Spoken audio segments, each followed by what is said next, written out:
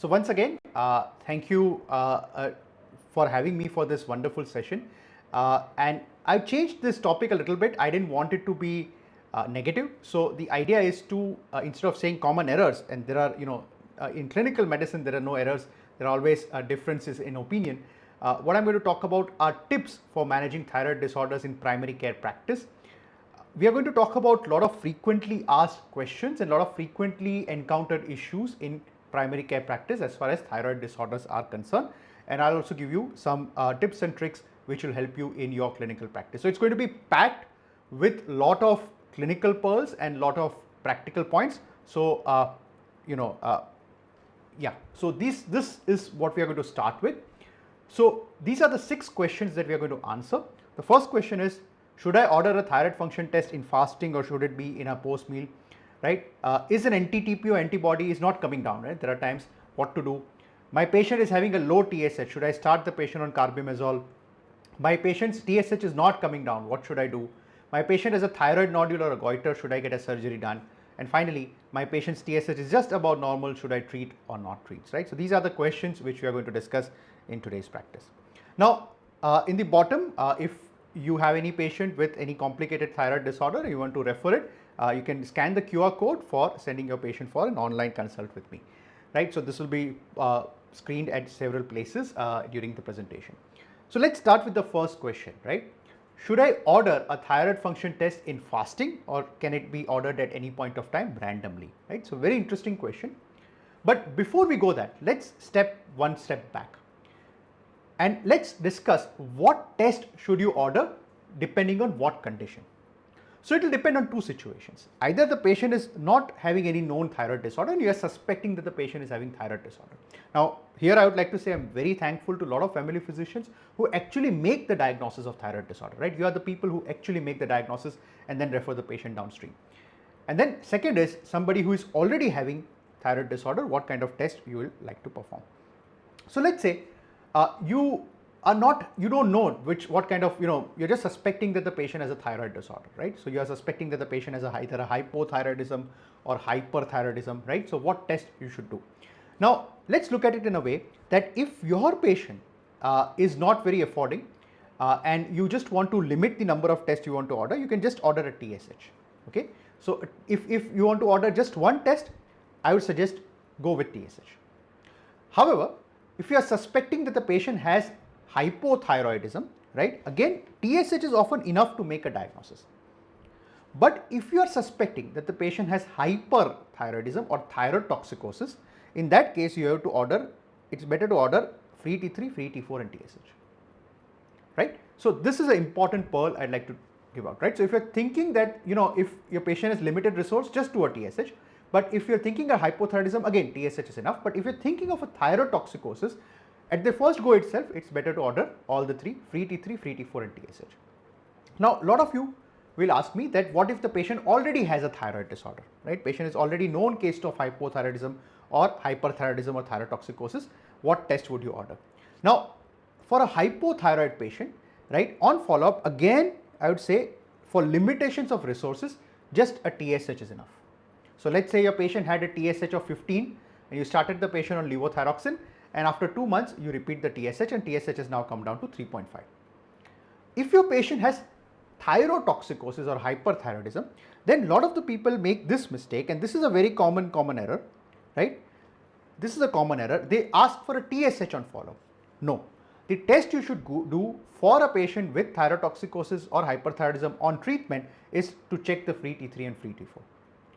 Here, the TSH often follows the free T3 and free T4. So it's the free T3 and free T4 which gets normalized first, and then the TSH gets normalized. And because of that, a lot of the times I have seen that in clinical practice, I've seen this with a lot of physicians also, that physicians often increase the dose of the Carbimazole when the TSH is still low. That is not to be done, right? You have to monitor the thyrotoxicosis with free T3 and free T4, not with TSH. And that is the primary thing you have to keep in mind. So these are the important things, right? So once again, just to say that if your patient is having hypothyroidism, right? So patient has hypothyroidism, then you do a TSH for monitoring. If your patient has hyperthyroidism and you want to monitor, you monitor with free T3 and free T4. Okay, so I think that point is well taken. Then let's go one step ahead.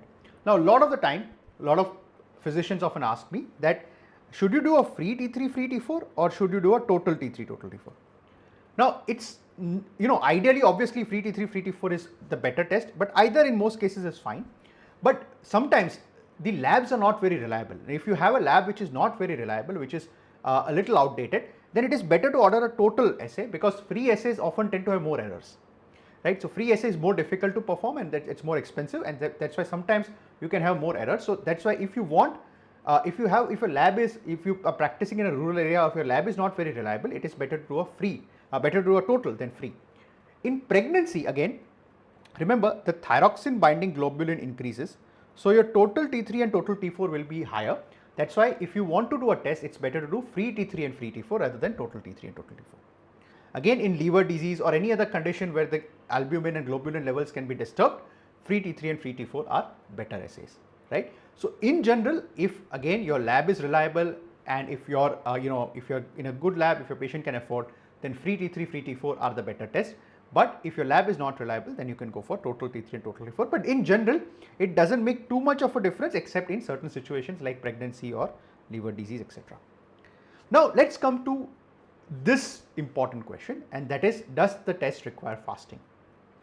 Very interestingly, there are not many papers or not many articles which have actually looked at this, right? And we are proud to say an Indian paper published in 2014 actually looked at this as a question. Does fasting or postprandial state affect the thyroid function test?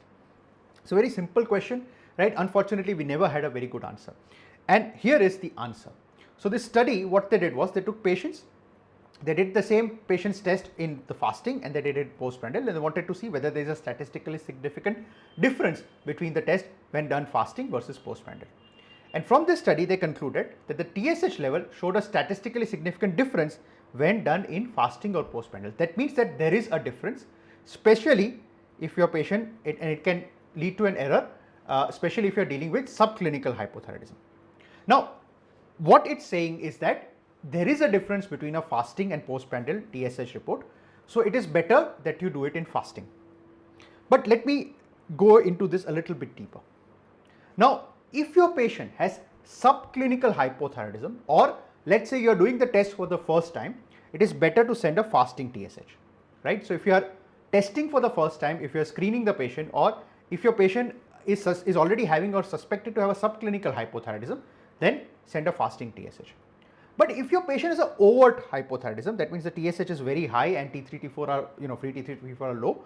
In such cases, it doesn't really matter, because if the values are very high, especially more than 20, it doesn't make too much of a difference, right? It doesn't make much of a difference because the difference is actually not major, right? So if let's say, let me put it this way, if your TSH, let's say the difference between fasting and postprandial, generally it is about 0.6 to 1 milli-international unit per liter.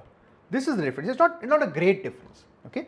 So let's take on the higher side, let's say the difference is about 1, right? So if, for example, you are suspecting, or if you're having a patient with subclinical hypothyroidism, right, the value can range, right, 4.5 to 5.5. Generally, post-meal the values are lower. So if you do it in fasting, the patient has subclinical hypothyroidism, but if you do post-meal, the patient has normal TSH, right? So sometimes you can miss a diagnosis at this point of time. However, if your patient is having an overt or already high TSH, if the TSH is, let's say, 25, right, so the value can range from 24 to 25, right? So if you do it in fasting, it will be 25, if you do post meal, 24.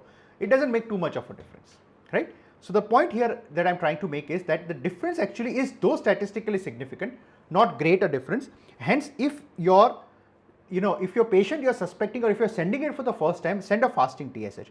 But if it's a patient is on a follow-up, especially if you have overt hypothyroidism and patient on follow-up, then in that case, it doesn't really make too much of a difference whether you do it on fasting or post-meal, right? So again, not to confuse you, if you want to remember one, right, this is the answer. But if you want to remember, right, it doesn't make too much of a difference, personally speaking. But when you're doing it for the first time, send it in fasting. Another frequently asked question is, do you send the sample before taking the tablet or after taking the tablet, right? So let's say patient is on levothyroxine, Theranorm or Eltroxin, right? Should you send the test after the patient takes the tablet or before the patient takes the tablet? It's a very interesting question. Now, if you're just doing a TSH, it doesn't matter. It doesn't matter whether the patient has taken the tablet or not. It doesn't really make that much of a difference.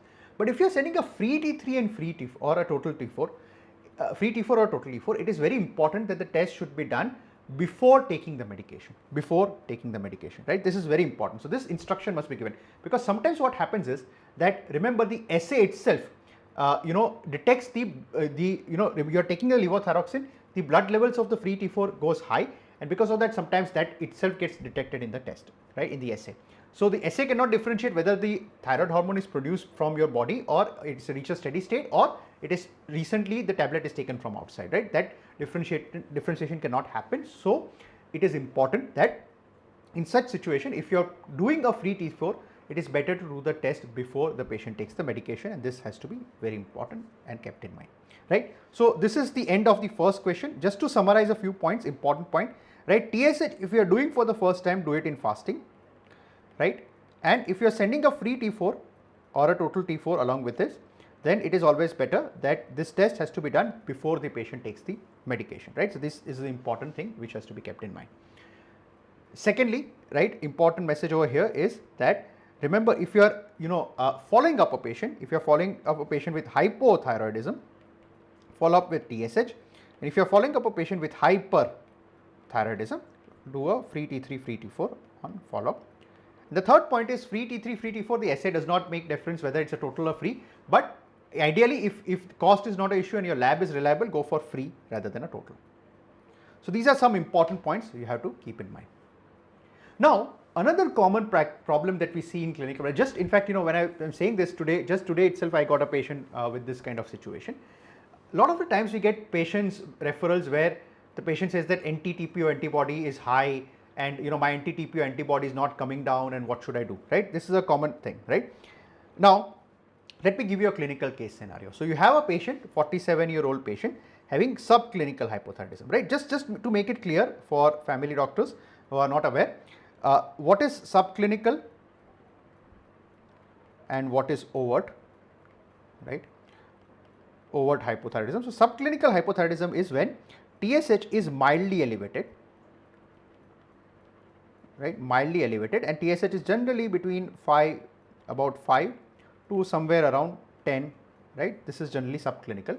Sometimes it can be up to 20, right? And here the free T3, free T4 are generally normal, right? But what is overt hypothyroidism? Overt hypothyroidism is when the TSH is generally more than 20, right? And the free T3, free T4 is generally low, right? So this is overt hypothyroidism, right? So here we are dealing with a patient with TSH of 8.9, which is subclinical hypo, right? So patient was started on levothyroxine by endocrinologist, and anti-TPO antibody, right, was 1000. Okay, so this is fine. This is a routine case, but after 3 months, the TSH has now come down to normal, right? So again, TSH normal range is about 0.5 to 5, right? So it's now 2.1, it's come to normal, but anti-TPO is still high. The patient is worried, and I'm the third endocrinologist which the patient is seeing, right? So patient is worried about it. What should I do?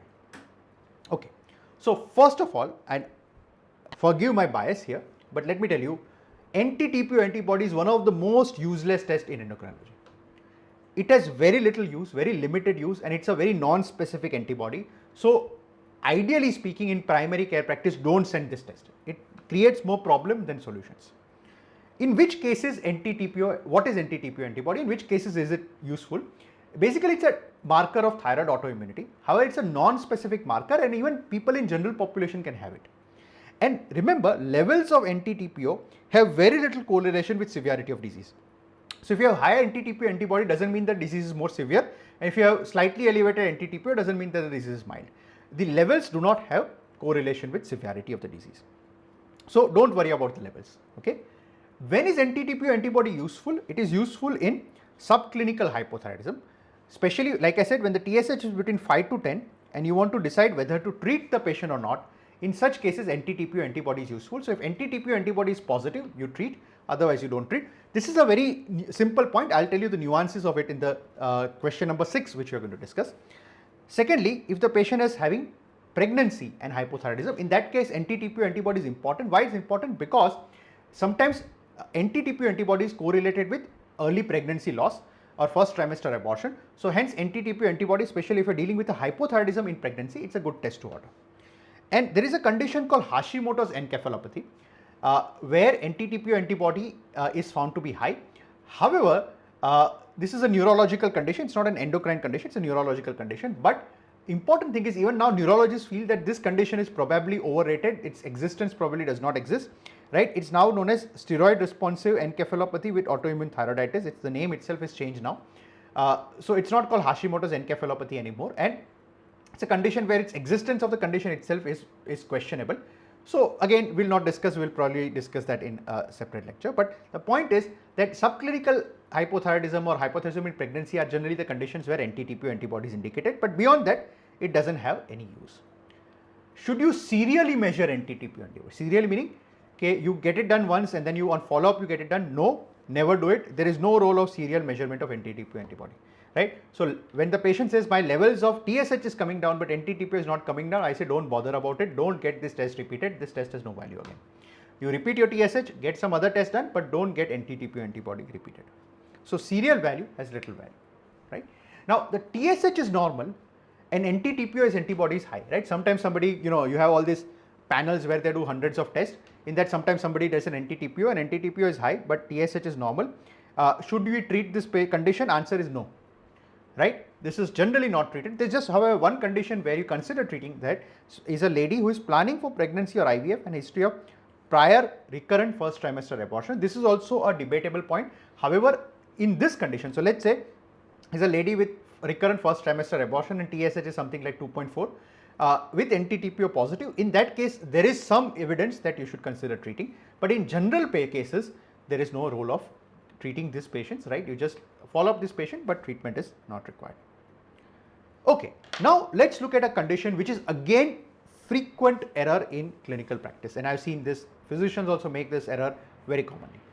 Now, generally we all say, right, the rule of thumb is that if the TSH is high, it is hypothyroidism, and generally it is believed that if the TSH is low, it is hyperthyroidism. However, let me break this myth for you. This is to some extent true, but not always true, right? Now, always keep this in mind, right, that it is not always true. This generally for an, in general it is true, but for all clinical situations it is not true. It's a very simplistic thinking, right? And when you are in clinical practice, sometimes things may not be as simple. Okay, so again, when you are confused, send it to your endocrinologist. But the point being, what point I'm trying to make is that this is not always that simple. So sometimes what I've seen is that if the clinician sends a TSH and the TSH is found to be high, they start the patient on levothyroxine. This is fair, right? But if the TSH is low, I also seen that a lot of times physicians start the patient on Carbimazole, which is wrong, right? You don't do this. You have to evaluate, right? So again, question here is, my patient has low TSH, should I directly start Carbimazole? Answer is no. You don't do that, right? What do you do? There are two important rules.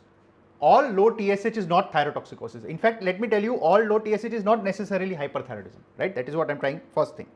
Secondly, even if it is thyrotoxicosis, it is not necessarily Graves' disease, right? So these are two important rule of thumb you should remember. So let's take a case. So a 50-year-old female comes with history of weight loss, generalized weakness, and has bradycardia, right? Now in thyrotoxicosis, we expect tachycardia, but this patient has bradycardia, has pale listless face, TSH is very low. She has past history of postpartum hemorrhage in the last delivery when she was 35 years old, and after the delivery, patient has amenorrhea. Should you start the patient on Carbimazole directly? Absolutely not, because you will treat the wrong condition. You will in fact create disaster for this patient. What is this, right? You have to look further. And that's why I said, whenever you're thinking of hyperthyroidism, always do a complete thyroid function test, free T3, free T4, TSH. So in this case, when the TSH was low, we also sent the free T3 and free T4, and the bradycardia was indicative. Both were low. Let me just put this picture again in a minute. So free T3, free T4 was low. We also sent the cortisol of the patient, right? Morning cortisol, fasting cortisol, which was also low. So what do you think is the diagnosis?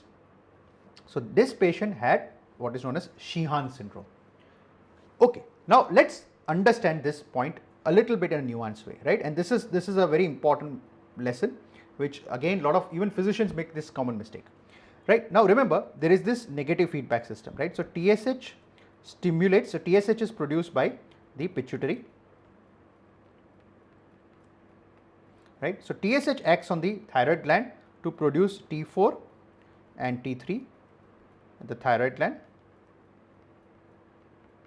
and this T4 is converted to T3. So remember, T4 is a prohormone, and this T3 has a negative feedback on TSH.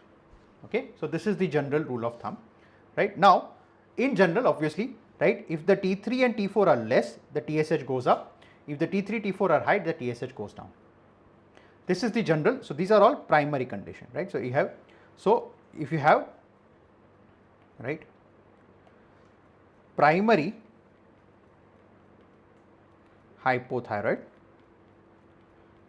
in this condition, the free T3 and free T4 is either normal or low, and TSH is high. This is primary hypothyroidism. Why normal? Because we said there could be subclinical hypothyroidism, right? But there is, and the other way, primary or thyrotoxicosis. In this case, the free T3 and free T4 is generally high and TSH is generally low, right? So this is thyrotoxicosis. But this is primary hyperthyroidism and primary hypothyroidism. But what if there is a secondary condition, right? So secondary. What is secondary? Secondary is when the problem is in the pituitary gland. Okay, so problem lies in the pituitary gland, right? Now either the patient has undergone a pituitary surgery or patient has had a, in this condition there is a condition called postpartum hemorrhage, which leads to less amount of blood reaching the pituitary, which leads to what is known as Sheehan syndrome. Okay, I am sure you would have heard of this condition in your MBBS, right? This is Sheehan syndrome, right? So if let's say the disease is in the pituitary gland, now in that case what happens, right? Let's go back to this picture again. Now the TSH itself is low, right? Okay, so because the TSH is low, the T3 and T4 are also going to be low. Why? Because the T3 and T4, the stimulation is not there at all, right? So when you have a picture, right, let me put it this way, okay, so you have free T3, free T4 and TSH, right? Now free T3, free T4 are normal and high. This is subclinical hyperthyroidism. Free T3, free T4 are less, low and high. This is primary hypothyroidism. If the free T3, free T4 are normal and this is low, this is primary or subclinical hyperthyroidism. And when this is high, this is low, this is primary hyperthyroidism or thyrotoxicosis. Now you have understood this is a common thing, right? But there is one condition where you have free T3 which is low, free T4 which is low, and TSH also which is low. This is secondary hypothyroidism, right, and not hyperthyroidism, right? This is hypothyroidism. Okay, so this happens when you have disease of the pituitary gland.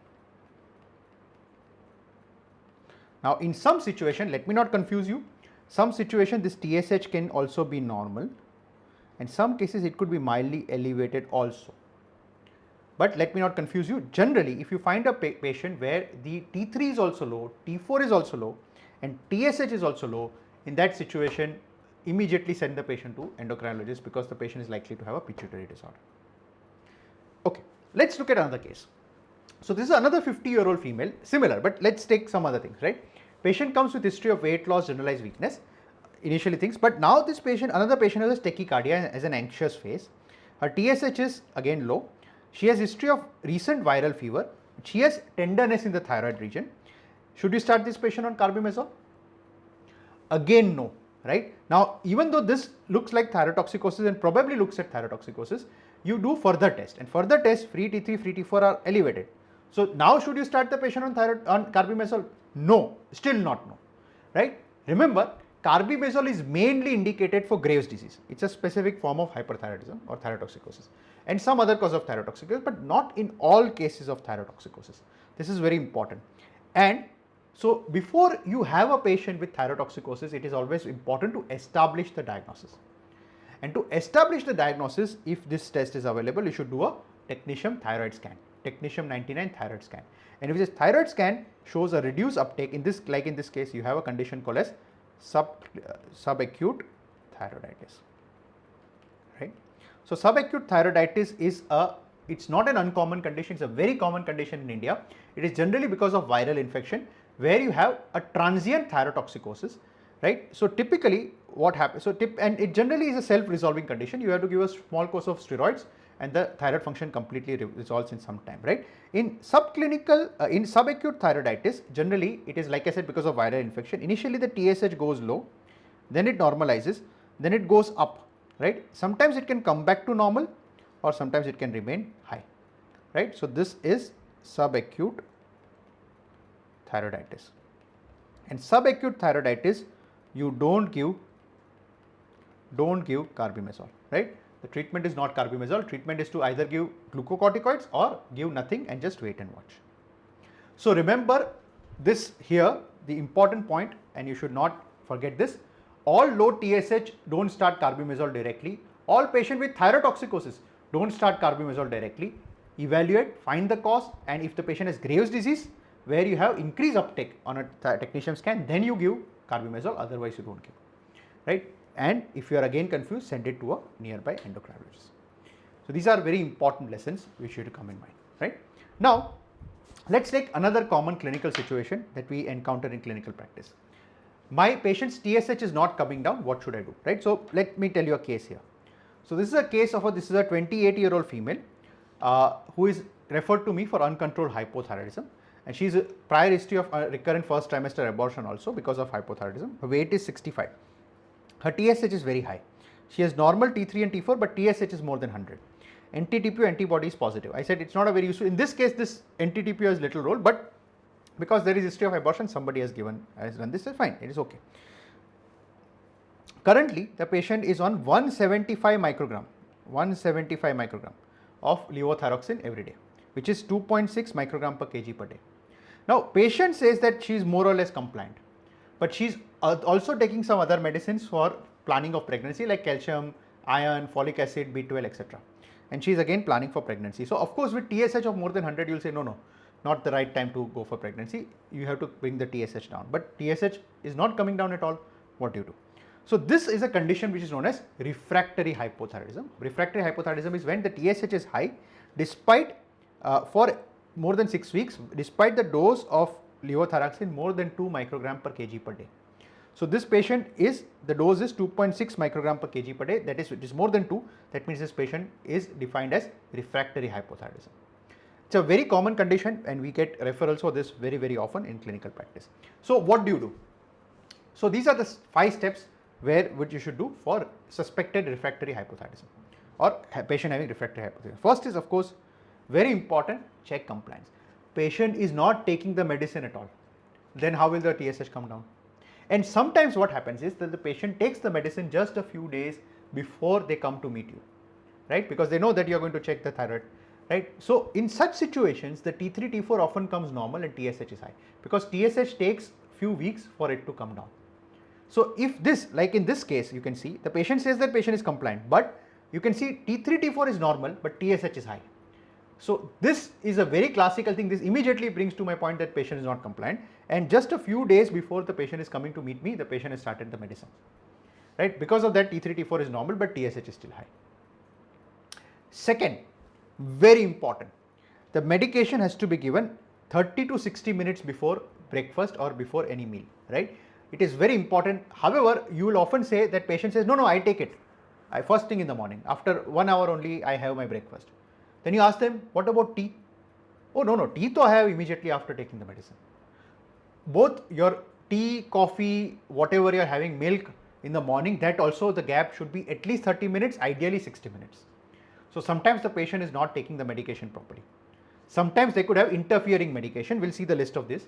And if despite that you have done all these basic things, most of the time, 90% of the time, it is one of these three conditions. And if you have ruled out all of this, then you consider going for what is known as a levothyroxine absorption test, and then treat the condition cause of malabsorption, right? So again, 90%, the other 10% you refer to endocrinologist, right? So 90% of the time, this is the thing, right? Compliance is very, very, very uncommon. You'll find a lot of patients are not compliant, right? In fact, according to one study, only 275 days of 365 days the patient average takes thyroid medicine, which is very strange, right? That's the reality. There are a lot of other drugs which interfere with the absorption of levothyroxine. This is important, very important for you to know, right? A lot of food products also interfere. We already talked about tea and coffee, but other medicines also can inhibit the absorption. For example, proton pump inhibitors, right? Calcium, very commonly calcium carbonate, citrate, whatever, right? Coffee and tea, right? Beta blockers, tricyclic antidepressants, iron, right? Sucralfate, milk, papaya, all these things, all these medications, all these food items can interfere with the levothyroxine absorption, and this has to be kept in mind, right? So again, remember, when you are giving this, ideally you should have 4 hours gap between these medicines, right? Doesn't mean that you don't give iron medicine, you give. Doesn't mean you don't give calcium, you give, but keep a gap of at least 4 hours, right? So typically I say that in the morning you take your thyroid medicine, and after lunch you take your iron or take your calcium supplements, right? So these are important things, right? So it's very important that levothyroxine absorption has to be kept in mind, right? And acidic pH is important for levothyroxine absorption. So for example, when you give proton pump inhibitors, that can also impact the levothyroxine absorption. All these food items can commonly impact, and these are all common drugs which you already discussed, can impact the levothyroxine absorption. Sometimes it could be some other related factors, uncommon, but not uncommon in India. Sometimes the medicines are fake, storage of the medicine is not correct. Sometimes patients switch to generic medicine, change of brands, etc. It's very important that Endocrine Society in fact has a position statement, says that in levothyroxine, in hypothyroidism, don't use generic levothyroxine. It's a very important thing which has to be kept in mind. However, it's still a problem. Let's look at the 5th point, the penultimate point. Now, sometimes you have in your practice, you see a patient with a thyroid nodule or goiter, right? So I have a patient with thyroid nodule or goiter. Should I send the patient for surgery? A lot of times I have seen primary care physicians directly refer the patient to ENT surgeon or general surgeon or something, right? Remember, I'll question this point, right? Let's take a case. So this is a 25-year-old female who is incidentally found to have a 2 centimeter thyroid nodule on clinical examination. She is asymptomatic, and thyroid function tests are done which suggest normal thyroid function. Okay, so T3, T4, TSH are all normal. What should you do for this, right? Now first, remember the rule of 10.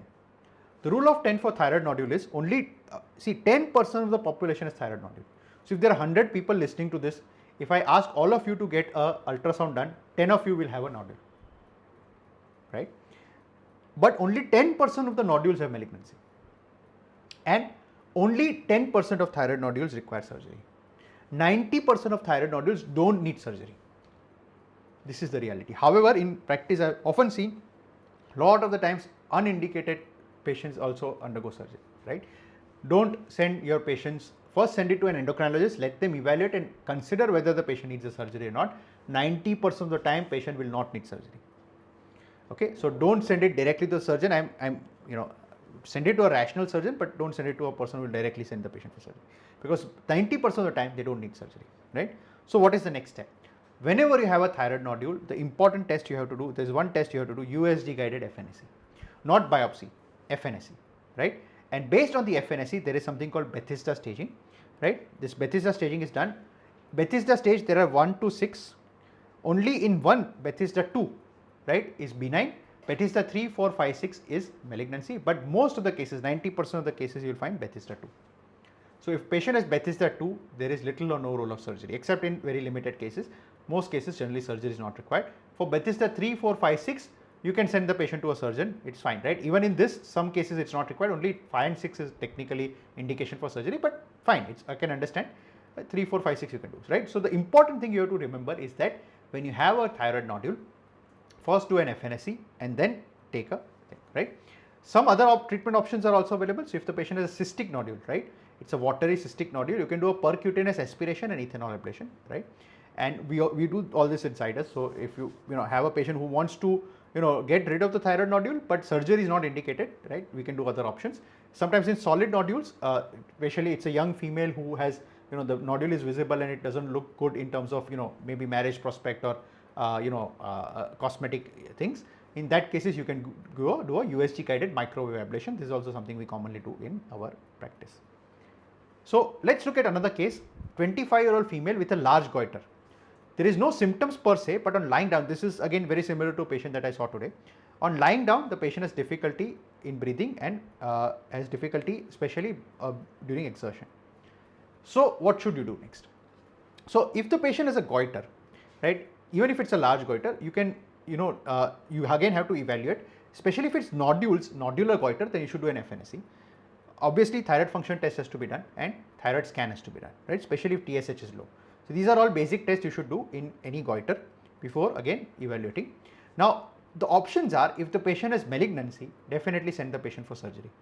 But if the patient has a goiter, but it is not malignant and it is euthyroid, then you can consider surgery or you can consider another treatment option which we now do, which is known as thyroid artery embolization. This is something we have started doing in our practice, right? So here I'll show you one case. This patient had a large goiter and patient has been moving around, does not want to get surgery done. So here we did a thyroid artery embolization. So what is done is that the inferior thyroid artery, you embolize it, and you can see the size of the goiter typically you can see reduces, right? So without surgery also you can reduce the size of the goiter, provided of course that it should not be malignancy, right? So you should rule out malignancy. If it's not malignant, you can then go for, you can of course here it's not that visible, but we have now done a lot of patients where we have done embolization and you had very good results, right? So important message here is that all thyroid nodules and goiter don't directly send to the surgeon. A lot of the times you can have non-surgical treatment options also, and this should be kept in mind. Finally, let's look at this condition, which is the most common clinical condition you will encounter in your practice as a primary care physician. You have a patient with mildly elevated TSH. TSH is just slightly high, okay? So what do you do in that situation, right? This is what we are going to discuss in the next slides, right? So you have this patient, 42-year-old female, obese, BMI is 32, her TSH is 5.2. She is pre-diabetic, LDL is high, SGPT is high, USG shows fatty liver. Should you treat this patient or not treat this patient, right? This is the question, okay? So what is this? This is known as subclinical hypothyroidism. We already discussed what is subclinical and what is overt hypothyroidism. Subclinical hypothyroidism is when mildly elevated TSH and T3, T4 are normal. And overt hypothyroidism is when your TSH, which is very high, more than 20, and the free T3, free T4 is less. So first thing you have to remember that obesity itself leads to mild increase in TSH. So those people who are obese will have a slightly high TSH. It's a very common thing and it's a common rule of thumb. So because obesity increases a hormone called leptin, and this leptin increases the TRH, which is from hypothalamus, which increases the TSH, right? So obesity itself leads to slightly elevated TSH. So when you have mildly elevated TSH, like in this case, obesity itself may be the thing, right? So this is the conventional algorithm which you can see here. So I'll discuss this. When you have a subclinical hypothyroidism, right? This is subclinical. Let's say if the patient is female and planning for fertility or pregnancy, then it's a separate issue, right? We'll discuss that in maybe a separate talk. But in other cases, right, it's a general case where pregnancy is not an issue and other things are not there, right? If it's more than 10, TSH is more than 10, definitely treat the patient, right? Now, if a TSH is between 7 to 10, then look at the age of the patient. Young patient, less than 70 you treat. More than 70, only selected cases you will consider treatment. The TSH is between 5 to 7, okay? Again, look at age of the patient. If the patient age is more than 70, no treatment, just follow up. It's less than 70, then this is where you look at the anti-TPO antibody, see if the patient has goiter, see if the patient has chronic kidney disease, see if the patient has high CV risk, and if there's any of these condition, then you treat, otherwise no treatment, okay? So this is the flow chart and algorithm for management of subclinical hypothyroidism. But actually, I myself as an endocrinologist am challenging this point. In fact, if you have seen, there is a new drug called resmetirom, right, which has been which is the first drug which has got approval for non-alcoholic fatty liver disease. This is actually a thyroid hormone analog. It's a T3 analog. So what now new studies and new evidence has shown that in liver, right, if especially a fatty liver, using thyroid hormone or T3 or analogs of T3 is very useful in reducing the progression of the liver disease and progressing to fibrosis. So my rule of thumb is that if you have a patient with subclinical hyperthyroidism and patient has NASH or NAFLD or non-alcoholic fatty liver disease, if TSH is more than 10, definitely you treat. We have seen this in the other case also. If it's between 4.2 to 10, that is if it is between that, right, if the patient has diabetes along and NASH NAFLD, you should treat. If the patient has dyslipidemia, NASH FLD, and you can treat. If not, you can observe. But the point is that generally, if the patient has subclinical hypothyroidism and NASH, probably it is a good idea to consider treatment of such patient, because we already shown with one drug that actually it can prevent the progression of liver disease. So this is a modern thinking, right, after the advent of this new era where you are looking at resmetirom as a potential treatment. So just to find, if there's an interesting patient you want to send, or if you want to discuss, right, you can send for an online consultation, right. And for anybody who is interested in endocrinology in general, this is our WhatsApp channel. All the notes in endocrinology, we used to have an app called Notes in Endocrinology app, but unfortunately for temporarily we have discontinued the app. All these notes are available on our website endocrinology.co.in, right? These are available. But if you want regular updates and some interesting things in endocrinology, this is the QR code for our WhatsApp channel. You can follow us on this WhatsApp channel and you will be getting a lot of interesting content on regular basis. This is the Twitter, right? This is my Twitter handle. This is the same photo which I still have there, so you can follow me there, right? We have written 2 books in endocrinology. These are very question and answer format book, very easy to read, right? Both of them are available on Amazon and and the other books like Flipkart and other things. So they are available. It's called The Best of Notes in Endocrinology. There are 2 volumes. First volume is general endocrinology. Second volume is for diabetes. So you can have a look at these things, right? So I thank you for a patient listening, and once again, thank you for having me for this